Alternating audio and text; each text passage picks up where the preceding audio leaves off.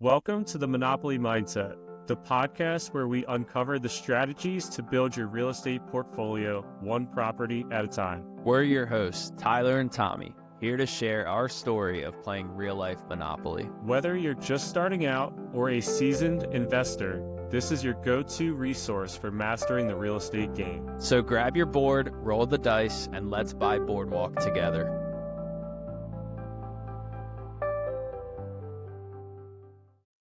Welcome back to the Monopoly Mindset Podcast, episode number 4. I'm Tyler Brown, and with me is Tommy Stelzer. If you didn't listen to last week's episode, we did a pretty deep dive into our first and only property that we own together, which is probably one of our favorites and best deals. We went over how we acquired the property, which was through seller financing. So if you don't know a ton about seller financing, we gave a lot of good insight about how that works and kind of how to go about those deals. We also did like a deep analysis of the property and showed kind of the steps that we went through before we bought it. So we were pretty excited about that one, and we're excited to keep growing together. But today we're gonna, like I mentioned last week, we're going to pretty much do an episode on each one of our properties so that we can just, again, go in depth into each one and just kind of look at the path forward. So today we are going to talk about Tommy's first rental property, which is probably a little bit different than the ones that we're buying today, since you didn't really know a ton about real estate, but I don't want to spoil it too much. So we'll just jump right into it. Yeah, I think the most upsetting thing about looking back at this property is realizing I bought it 8 years ago, and made me feel very old seeing that I purchased this in 2017. So that was very unique. Yeah, I remember somebody told me once, like this year, they're like, hey, you were in high school 10 years ago, like you were a freshman. And I was like, oh, that's awful. Yeah, Misericordia football did a 10-year celebration, and that kind of freaked me out, realizing it was like 10 years ago that we were playing football. And yeah. Yeah, so this is probably going to be a little bit about how you got into real estate, but what's the background behind this house? Why did you want to buy your first property to begin with?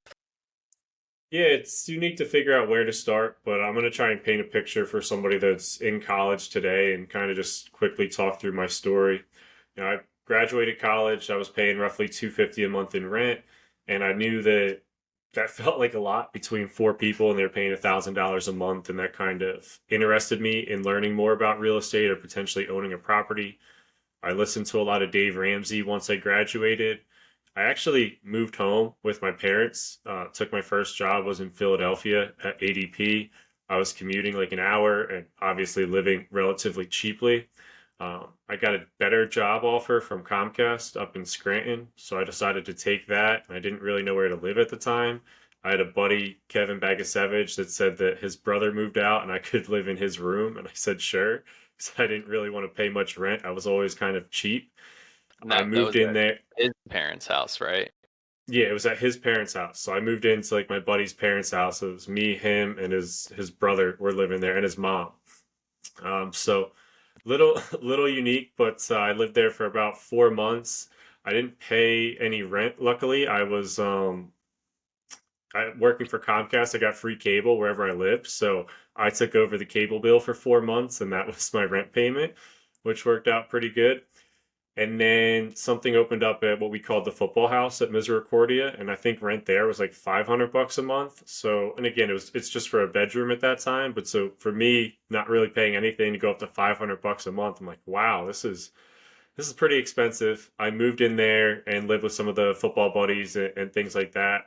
And while there, I kept thinking to myself, going back to paying the rent, the $250 a month and equaling $1,000, and thinking that guy made out like a bandit. Then I did the math on this football house. And I'm like, this guy's got 4 kids downstairs, 4 upstairs, and he's getting $500 a kid, so he's getting $4,000 a month, and that's a lot of money to be getting at a property, right?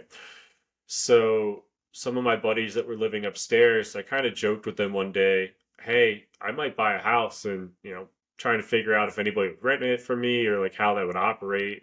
And they were like, do it. Please buy a house. You can be the landlord. And Austin and Hutter, they kind of, I don't want to say 100% encouraged me, but there's some sort of level that you're like, is this the right thing to do? Like, should I really buy a house? Am I really going to be able to rent it out to some of my college friends? Like, is this going to work? And I give them some credit and kudos because they helped push me a little bit further by saying, yeah, do it. We'll move in with you. Come on, do it.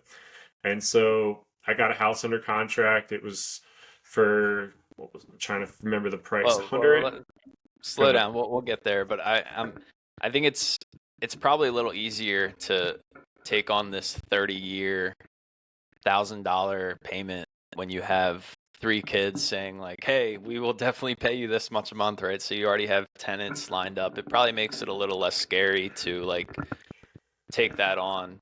But Yeah, and I before we was get going in, from paying $500 a month, and then, so if you're looking at any type of property, and you have three kids living there. I was looking for four bedrooms at the time. So to your point, at I think $400 a kid, that's $1,200 a month. So so I'm curious, uh, who was like your, I guess, mentor, or like who did you talk to about real estate as an investor that kind of put this idea in your head? that's really a great question. And to be honest, I didn't have much of a mentor. I felt like everything I did was kind of on my own. I mean, you could say Brandon Turner was my mentor and David Green just by listening to the original Bigger Pockets. I kind of everything I listened to, I bought a couple of their books and listened to them in Audible, prior to buying a house or anything like that. But I just knew that I didn't want to pay rent. And I don't want to say that I was my own mentor, but I didn't really have a sounding board or somebody else that was involved in real estate that I could ask questions to. I wish that I could have, but I really didn't. Everybody I reached out to was like on a whim. In my business life, working at Comcast, I was in a group called BNI, which was like a business networking group, and there was a real estate agent that was in that group that I reached out to buy my house from, and there was a mortgage lender in that group that I reached out to, and I remember reaching out to the mortgage lender and not to be disrespectful, but he was kind of laughing at me. He's like, "Oh, you're what, 21? Like, there's no way you're gonna be able to qualify, or 22 qualify for a property, and you're probably not making enough money." And it's like, "All right, well, I just, can I tell you everything I have and see if I can get approved for a house so I could start looking by chance?" And yeah, So you had already been kind of listening to podcasts for a while, like real estate podcasts, so you kind of had the bug already, but you just didn't really know anybody in your personal life. yeah, I pretty much have been listening to Dave Ramsey since probably like my senior year of high school. I remember a buddy of mine got a new car, and I'm like, "Oh, you shouldn't get a new car. Why are you getting a new car? You don't want a car payment that high." And so I was definitely listening to Dave Ramsey throughout like my final year of high school, and then I kind of got into bigger pockets once I, moved home and started like that first year out of college and was listening to it. And being in sales, like I was making good money and I didn't really know what to do with my money either. So that's I think what led me to that decision as well. Like I was saving, I think 20%, like 10% into my 401k, 10% into my Comcast stock. And so I'm like saving that and I still had extra money left over because I was trying to live as frugally as possible. And I'm like, what do I do with this money? Where can I put this money? And I think naturally, you see that statistic one time, 90% of millionaires get there through real estate. And you're like, all right, I want to invest in real estate. How can I do it? Yeah, so you mentioned the loan officer kind of laughing at you being 21, but also being in sales. What does that look like? Getting a pre-qualification, being that like I know your commission was pretty low, right? But then you get, or your base salary is pretty low, but you're on commission, which is like that could fluctuate every month. So how does a bank look at like a pre-qualification if you have a commission-based job? It's unique for sure. And I mean, I don't really mind giving out numbers. So when I got hired at Comcast, my base salary was $35,000. And if I hit 100% of commission, I would hit, I believe, $75,000. It was like a $40,000 commission structure. And so, to your point, when you go to the bank, and you're only making a $35,000 base salary as a sales rep, that's all the bank will look at for the amount of money that you make on a yearly basis. They won't really factor in any of your commission or that 40,000 until you've worked at that company for 2 years and you show consistently that you've made that 75,000 that you've averaged, roughly 100%. And if you've done better than 100%, they'll take your average over the last 2 years as well. But from a sales perspective, it's a little bit trickier to get approved for a loan because they're only going to look at your base salary. They're not going to include the commission unless if you've been there for 2 years. So at that point, you were only working for what, 6 months to a year, so they were really only looking at your $35,000 salary as part of the pre-approval. And one thing, just to go off on a little tangent, one thing that I've experienced is I feel like they overqualify you. They 100%. say they say like a good rule of thumb is three times your salary. Is that you will get approved for three times your salary, or like that's a good number to pay. And I know, everybody lives in a different market, so like maybe I'm just going off of experience in my market, but I could never imagine paying three times or buying a house that's three times my household income. Personally, I think that my expenses would be way too high. And I don't think they're factoring in, like, because they're just looking at your gross monthly, like, take home pay, right? Which is obviously a lot more than, sorry, they're looking at your gross income before take home, which is a lot more than your take home. And I don't think they're factoring in things like, are you setting money aside for retirement or HSA or whatever? But again, maybe It's that's just like my, anything else. Everything is sales, in certain aspects. And so no one, unless if you really get a good lender that cares about you as the person or your financial goals, a lot of the times they're just trying to sell you something that you don't need, which is very common in today's society. And so that's what they're doing, right? Oh yeah, you can afford this, four hundred right. thousand dollar house when really you can't, and now you're paying 50% or more of your monthly income directly to a house, and you don't have a lot of money left over for savings and other things.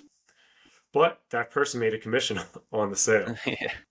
Yeah, well, and like I was saying, like it also depends on where you live, because if you live in like, I don't know, New York or California, there's probably a good chance that even three times your salary, you're not even close to being able to buy anything, right? Because everything's just so expensive in those areas. And yes, you make a little bit more in those areas, but from at least in my market, like I don't envision myself buying a place that's three times my salary because again, just the monthly payment. I think that's a But anyways, good point that you brought up, though, is just the market difference. I mean, growing up where we grew up in Coatesville, I mean, property was a little bit more expensive. And then, seeing everything was probably over 200 or 250, maybe even around 300 in the Coatesville market and area around that time. And then when I was looking in, the Dallas market, everything was roughly 100,000, 120,000. And so I'm like, wow, these properties are like $100,000 cheaper. I mean, that's amazing just to be able to buy a house in general. So I think the market definitely helped me be able to afford a home, especially with only the $35,000 base salary. right, because again, if we go off of the rule that the bank's going to approve you for three times your salary, I don't know what you were approved for, but let's say it was only like 120,000 by yourself. So, yeah, so you mentioned that you found this realtor through your like work business group. Then, what did it? I guess she lived up in that Scranton area. You guys started going out looking at homes. Did you have like a like what type of property were you looking at? Number of bedrooms and distance from work, or did you worked online, I believe? Yeah, so at that time, my office was in a place called Darien, Pennsylvania. It was about 30 minutes away. I did have to commute to the office a little bit. Being in outside sales, a lot of your job is just going out to certain territories and businesses. So wasn't going to the office a ton. I was starting to work from home just because I realized I could be more efficient. I could get more done if I wasn't driving to and from the office and spending like 45 minutes a day. I could spend that time working. But my criteria when we started looking was I wanted to be in Dallas because, I wanted Austin and Hutter to live with me. I wanted it to be close to Misericordia so they would live in the house with me. I didn't want it to be too far where it'd be like too far of a commute. And I planned on keeping it for a long time and renting it out to college kids in general, even after I left the area or left the house. So those are some of my requirements. And I was really looking for a four-bedroom house because I wanted a house that would get me a couple extra dollars in rent. So I knew that if I got a four-bedroom, I could rent out three and then I could live in the fourth. And at the time, I believe we did three. I'm trying to remember even what the rent was, but I think it was like $300 for the kids at the time. So when they moved in, it was like $300 a person. So I How was thinking, many go ahead. how many offers do you think you put in before you got one accepted?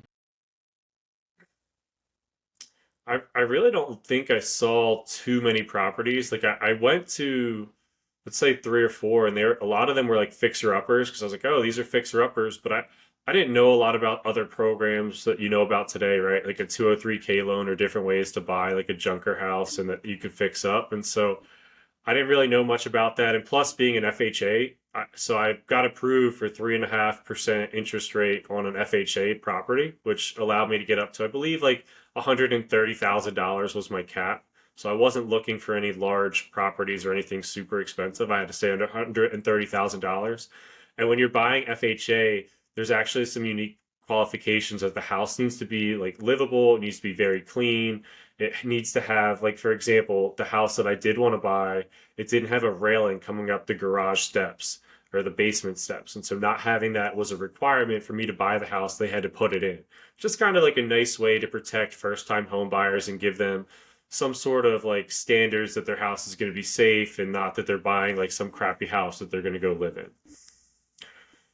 Yeah, it can definitely protect you, although it can definitely make it hard for you to actually get something accepted. Because FHA is a pretty strict.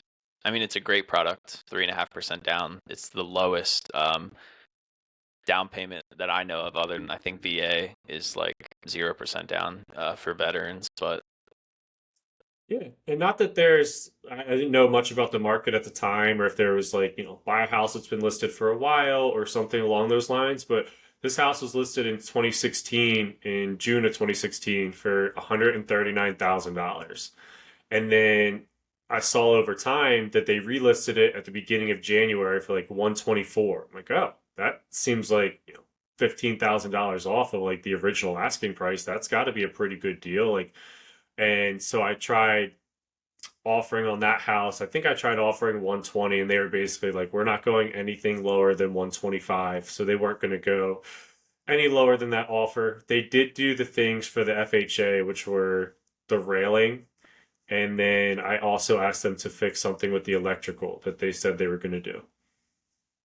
so you got it under contract for 125 minus some of these things that they needed to fix, essentially. Yeah.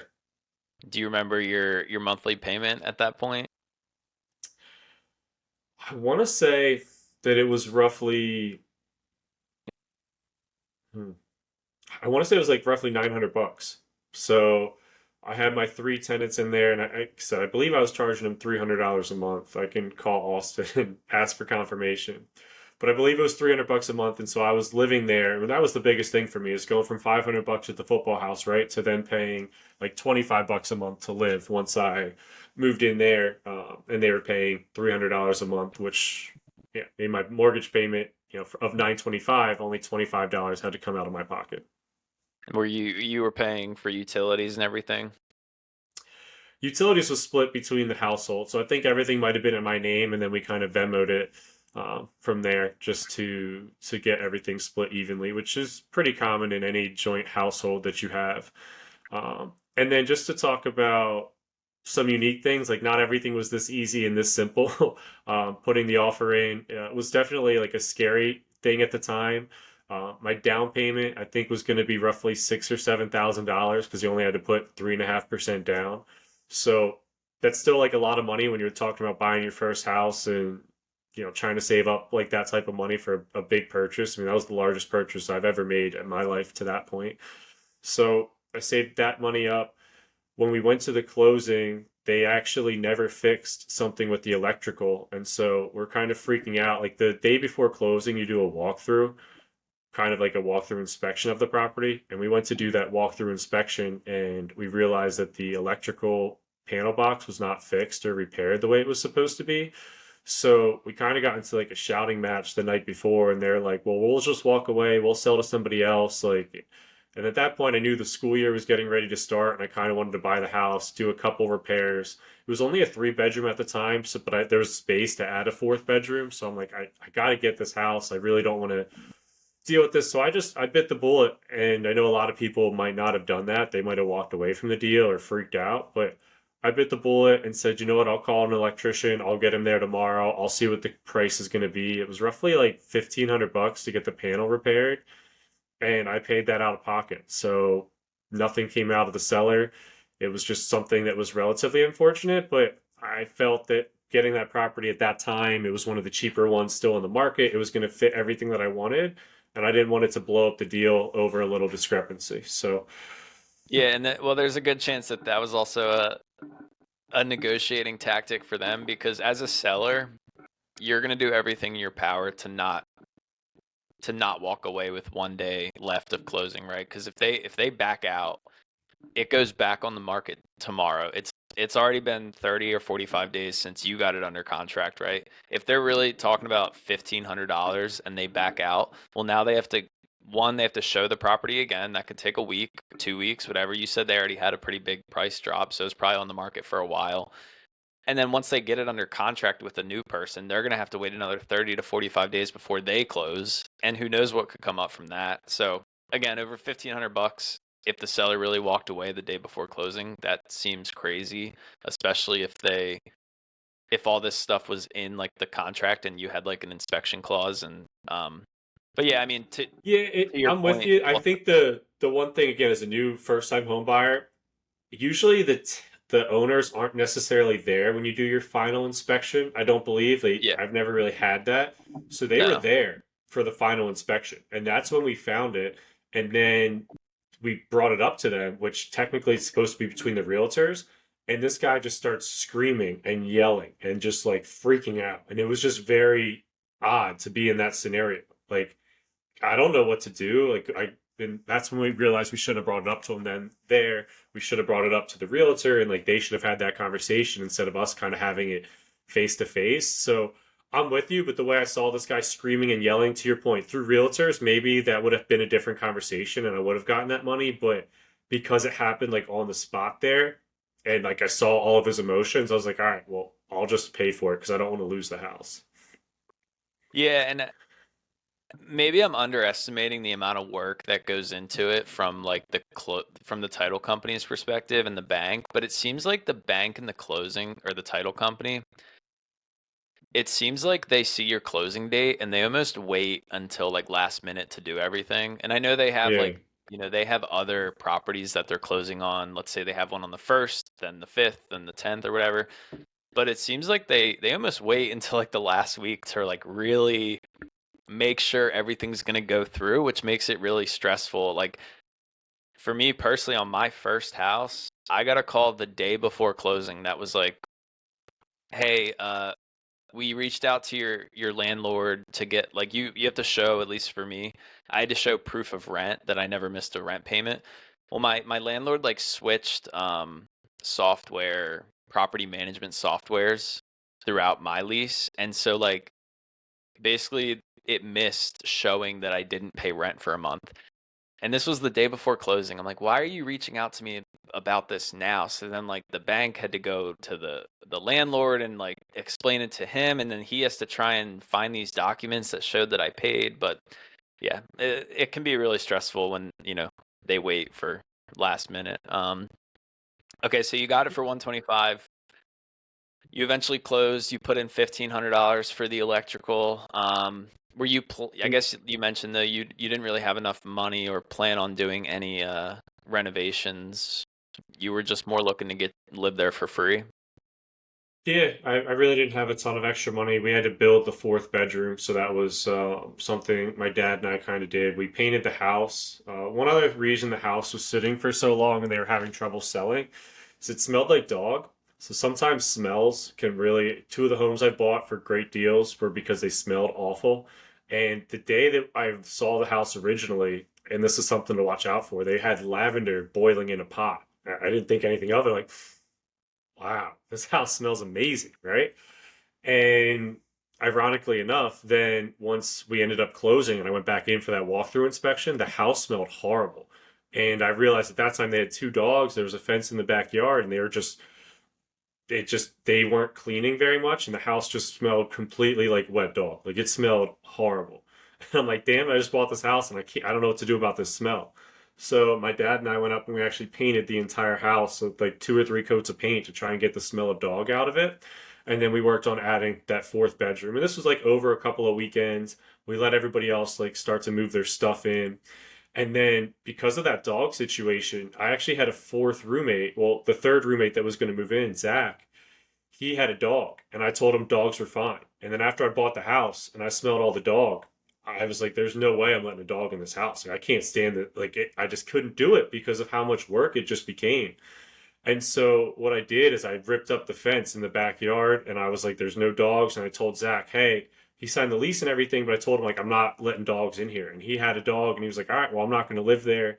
And now I'm freaking out. I'm like, "Oh, the school year's about to start. I don't have a third roommate. I'm gonna have to pay a lot more money. Can I afford this?" And I ended up, Zach and I had like a disagreement. He left. We're all fine now. It's just funny to look back at it. And then we had a different friend, Joy. She needed a place to live, and she ended up living there with us. And that's how I got my third roommate. And yeah, Yeah, I think the smell thing's really interesting because I've heard that that's literally one of the best ways to get a good deal in real estate is just a simple smell. I believe you bought one house that people smoked cigarettes inside, and most people that are walking through that house that are looking at it as like a forever home or more like a home, they want it to feel like a home when they do their walkthrough, right? That's why realtors spend so much money on furnishing and like pictures to make like they want you to walk in and just like fall in love with the place. And if it smells like dog poop or cigarettes, that's going to turn away a lot of people, allowing you to get a good deal. And those things they're super easy to cover up. Like a lot of times if it has carpet, right? You just rip out the carpet, maybe put in like laminate or just replace the carpet. yeah. What does I Brandon Turner say every time he walks into a house that smells or has a smell? It's like smells like smells like money. money. Yeah. I had a horror story that I just remembered. Me and you actually offered on this property, and looking back, they countered, and we said no. And I think looking back, we really regretted it. But I walked through a place. This is when we were trying to do a flip, and I was wearing shorts, and the place was vacant, but there was like two cats living there inside. I mean, I don't really know what the whole situation was, but I don't believe anybody was living there. And I'm walking through it with my realtor, and I start scratching my legs after like 10 minutes. And he was like, "Show me your legs." And I look at him, and there's literally visible black fleas all over my legs. And that's probably the worst house that I've ever walked through. But we offered on it, and we offered like 20,000 over listing and or under listing, I believe, and they countered at like $10,000 more, and we said no. And then, looking back, we were like, damn, we really let this deal go for $10,000. But my point is don't get discouraged by the smells or even potentially fleas all over your legs. Even though it's really disgusting, and I was like, what the heck did I just get myself into? But again, you get rid of the cats, you rip out the carpet, you get like a flea bomb. Everything's, you might save $20,000 over $1,000 worth of hassle. So I think Yeah, that's in the really worst case, if you can't get it out yourself, you call an exterminator and you might pay $2,000. But again, you're saving 18 grand off the list of a price or list of a house right. because of yeah. So I'm curious, everybody talks about house hacking, and how like great it is and how easy it is, but did that kind of change like the friendship at all? Like in term, like let's say somebody doesn't pay and they're like one of your good buddies, or like they want you to fix something, and I don't know if you ran into these issues, but I can see how being the owner of a house and renting it out to friends can maybe mess up the dynamic of like a friendship. Did you experience any of that?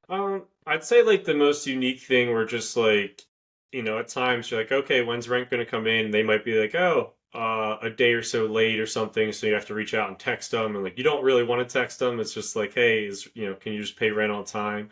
And it might not have been stuff like that. It might have been like the Wi-Fi payment that you have to send a Venmo request. Like you text a group chat, like, hey, and that's probably something that happens in houses in general, right? Like, hey, Wi-Fi's due. It's $25 a person, and then no one gets back to you, and you're like, all right, and then you got to send like the Venmo charges.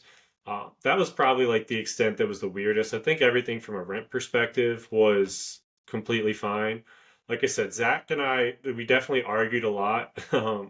Looking back at it, it's silly, but that was probably the worst thing for me in the moment. It was like, oh my gosh, like I needed a third person to live in this house. He already signed the lease. I'm not going to be able to get anybody.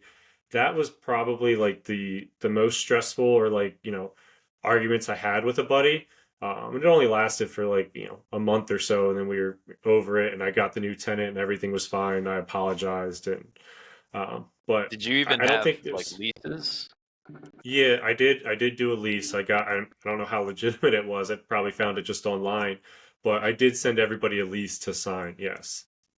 I envision the movie The Benchwarmers when they ask for that guy's ID and it's like written in crayon. He's like, I am 12, and your lease Yeah. is just like crayon on a napkin. It's like $300 a month. But yeah, That's I mean, pretty when you're much what it starting out, was.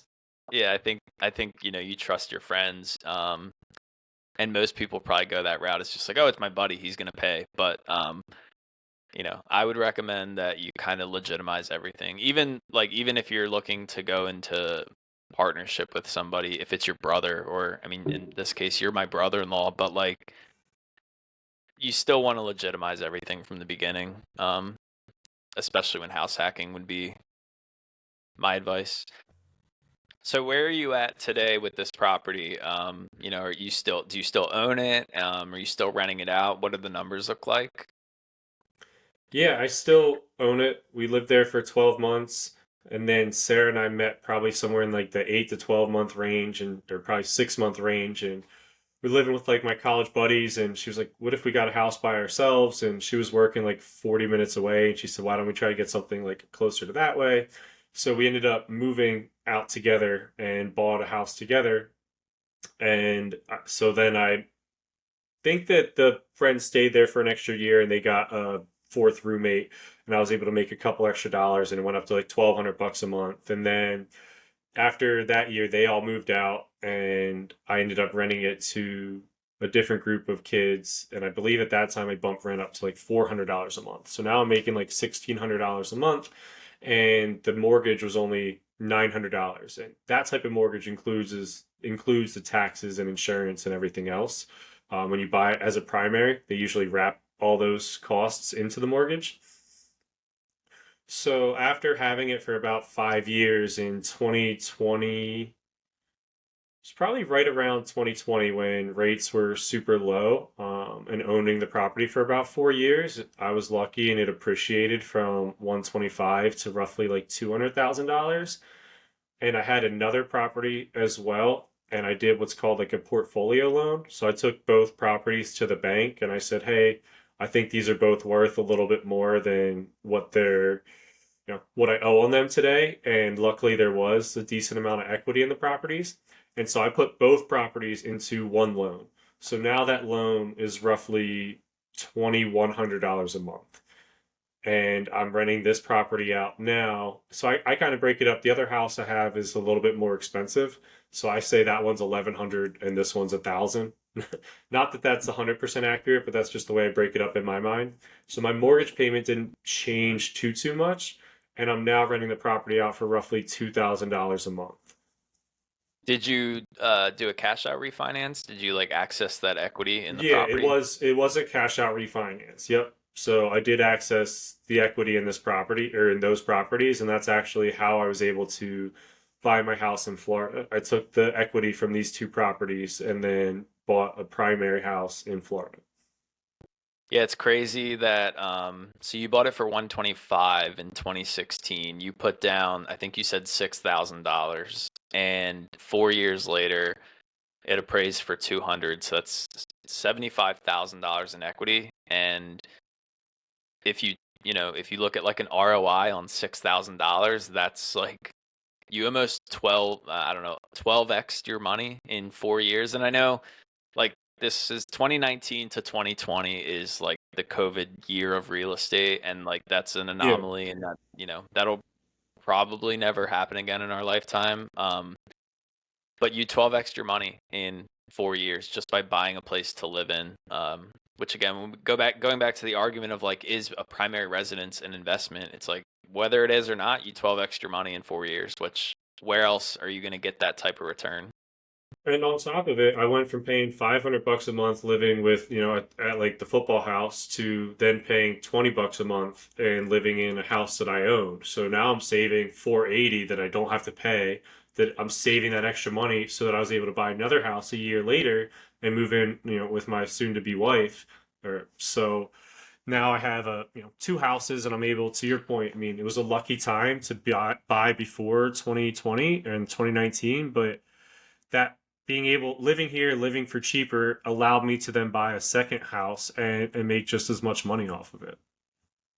Yeah, and I think luck's an interesting term because yes, it was very lucky that you had bought a bunch of properties before COVID and they all appreciated like crazy, but also you created your own luck, right? Like you put yourself in the position to buy properties. And I think of all the time, like I was talking to my buddy the other day, I was like, me and him graduated college in 2019, which is probably in the last like 20 years the worst time to graduate college and start making money in terms of real estate, right? Because we basically graduated, went right into COVID. So like house prices were just immediately jacked up. But I mean, what are you gonna do? Not, just like quit and give up because you graduated at a bad time. So, but no, my point is, you didn't know COVID was gonna happen. You didn't buy these places thinking, oh, in 4 years they're gonna be worth so much money. You wanted to buy real estate, so you did, and then I mean, yes, you got lucky, but there's a bunch of people that graduated your year and didn't. They weren't able to like get that luck because they didn't really, they bought a car instead of a house. Um, so what are some of the like key takeaways that you took out of buying this property and being your first one? I'm very happy that I was aggressive enough to go through with some of the quirks. I mean, especially the $1,500 electrical panel box issue. Like, I could have easily walked away and like gone to analyze more properties, and like who knows what would have happened if I did that. So happy that my aggressiveness like stuck through and that I was able to go ahead and just bite the bullet, purchase the property. I learned a lot. Like I was doing all the landscaping and things like that by myself, which was unique. I wasn't like the best landscaper. There was a lot like I'm looking at the house now on Zillow. There was a lot of like shrubs, and I had to mulch and stuff, and I ended up ripping all that out and planting grass to make it a little bit easier to maintain. But I thought the biggest thing I learned was that it was a great idea to buy the first property and rent it out to some college roommates and save some extra money. So I know I always joke that everybody should house hack as their first house, and sometimes I think because I only house hacked for 1 year that it feels like I didn't do it enough or long enough, or but it just shows how a house hack is probably the best thing that you can do, and it's significantly helped impact my life in a great way. Yeah, and everybody always says that your first, whether it's an investment property or not, your first, if you want to go into real estate investing, your first deal is the most important. Whether you make money or lose money, like it's just a mindset shift. I think one really scary hurdle is to take on $250,000 in debt or $120,000 in debt, right? Like that's like a huge hurdle to get over. Is like, I mean, a car is debt most people take, but that's usually like 25, 30, 40, 50,000. You're buying a property and you're like, okay, I have $6,000. Let me go take out a loan for $120,000 that you're like indebted to the bank forever. But I think once after your first time, that fear like diminishes each time. Um, Yeah, and you'll just figure it out. I mean, there was a ton of things I didn't know, whether it was the lease process, whether it was how to make a mortgage payment, the insurance process, like everything. I didn't know anything, but I was like, as long as I keep taking these steps, I'll figure it out as, every step that I do take. And that was really exactly what happened. I just jumped into it and I figured it out as I went. And it was not nearly as difficult or as scary as I thought it was going to be, and that's the biggest thing is just don't be scared. Take that first step, and great things are going to happen when you do things, not when you just sit back and think about it. yeah, right. But also don't jump into like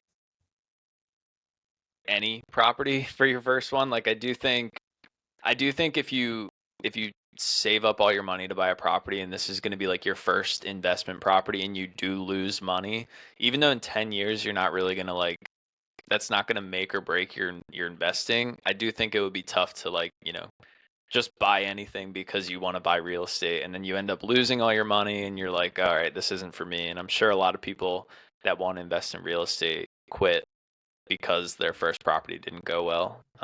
Yeah, for sure. And I mean, what I did to help me feel a little bit more secure is just talking to my friends and knowing that they were going to move into the house made it a little bit less scary to make that first purchase. So that's like a tidbit too for anybody that's looking to house hack. Like, talk to 3, 4, 5 of your friends that are all paying $1,500 to $2,000 a month in rent and say like, hey, do you want to live at my place for $500 a month? I mean, they'll be saving $1,000 a month, and then you'll probably still be living for free. So maybe have those conversations up front, because that made my process a lot less scary. And then you can kind of calculate the numbers. Okay, 3 bedrooms, I'll live in the fourth bedroom, $1,500 a month. My mortgage is going to be 2,000. Then I'll only be paying $500 a month. So Yeah, I think it's funny that so last episode we did like we showed how we analyzed the deal that we bought together, and this was in 2024.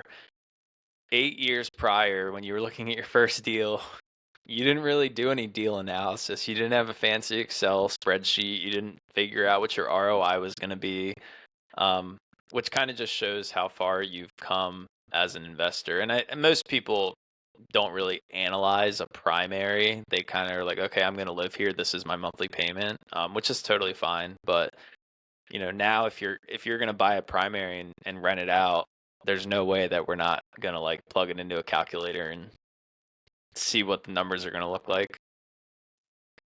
yeah, you're definitely evaluating every property. And even now, like, we run unique calculations of like return on equity. It's like, all right, I have this much equity sitting in the property. Am I making enough money on that equity, or should I sell that property or refinance that property, even though it'll be a higher monthly payment? But if I can take that equity and then diversify it and put it into another property or stock market or something, then I can make a better return on my investment. So there's a lot of calculations that you start to take once you have that first property over time. There's a lot more evaluation that can be done. So, what are your plans going forward with the property? I know that you sold a couple of the properties that you had lived in, but why not this one? And do you plan on selling or do you plan on keeping it? We're playing real life Monopoly. I want to keep the properties for as long as possible. The two properties that I did decide to sell over time were because they were in a different market in Clark Summit, and it was like renting to people, which was fine. But I've enjoyed renting to the college students. It's a little bit more of a unique process, but I have some relationships still in the Dallas area, and I like kind of that clientele. I mean, kind of do what you know, and it's been something that I know. So at the time, I don't plan on selling any of my properties, especially in the Dallas area. I think it's one of the better parts of northeastern Pennsylvania. I really like that area. So for me, I think it's a market that's going to keep appreciating. So the longer I can hold those houses and get them paid off, I think right now that's my strategy. Potentially refinancing, tapping into some of that equity and buying a couple more. But at the moment, I don't anticipate selling those houses. What's um what's one piece of advice if you had to give somebody looking to buy their first property, potentially a house hack? Just do it.